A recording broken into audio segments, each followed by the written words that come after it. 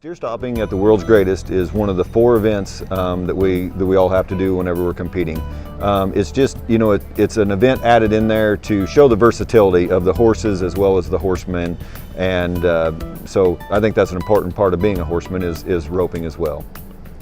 The steer stopping is derived from just daily ranch work. If you need to rope a steer or calf or whatever to doctor it or to sort it, whatever you need to do on the ranch, that's where it originally derived from. It's different from the team roping because you do not have a heeler. It's just 1 horse, 1 steer, and 1 rider, and it's different from the calf roping because you don't tie the steer down. Basically, you have the 3 legal head catches, and then you dally, and whenever the steer stops and faces you is when the judging is complete. Legal head catches are slick horns, half a head, or around the neck. The horses are going to be judged on how they are in the box, their running rate, and their stop. Every horse enters with a 70, and each maneuver is it can either be credited +3 down to a -3. So you can go up or down for there. If someone misses the steer, it's a -3, or if they have an illegal catch, they can have the option of riding up there and getting the illegal head catch off, and that also is a 3-point penalty. You have a 90-second time limit with as many loops as you can take in 90 seconds. Time does not matter at all. It's not judged on how quick it's done, just how efficient and how pretty it's done. Okay, here we have Kelby in the box. His horse stood really good in the box as well. And this steer again moved to the left and his horse stayed over and got in his lane, and to me that's very important, to me, that they don't cross over and get straight in behind that steer. I like to see that horse stay in his lane no matter where that steer goes. That to me, that was another credit earning running rate. Box is very good. He had a really nice stop as well. Another very nice run. Here we have John Murphy.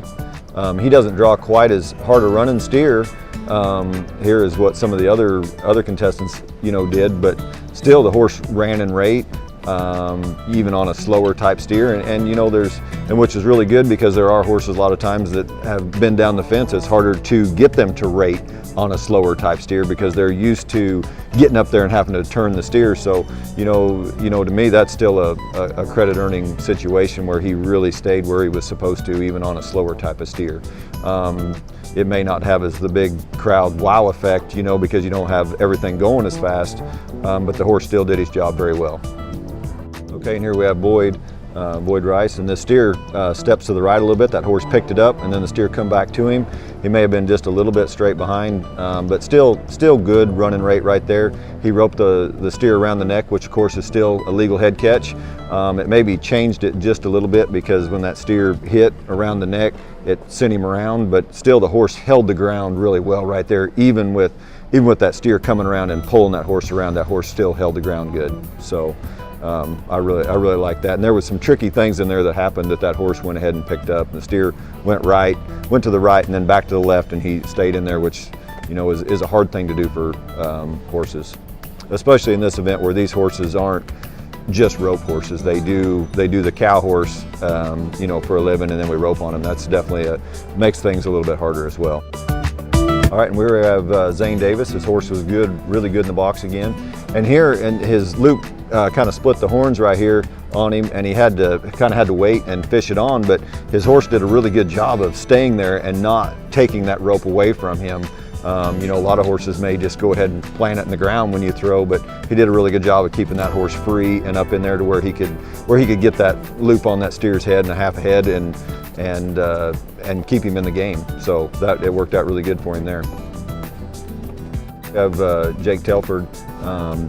This horse to me should be really plussed in the box. If you look how the mare is standing, she's standing very square in the box, ears forward, looking, waiting. She's not pitter-pattering around. Those are things that will be discrediting. I really like the way that horse is standing there. The next thing to take into consideration in the box is how they're standing there, but then whenever they leave also. So if they're standing there really good and go ahead and leave flat and out of there, you can go ahead and credit that box. If we start the run, you can still see breaks really flat and good, goes right to the position, right where he wants to rope, and then we have a really good stop right there at the end. Very, very, very nice run right there. Credit earning run all the way through.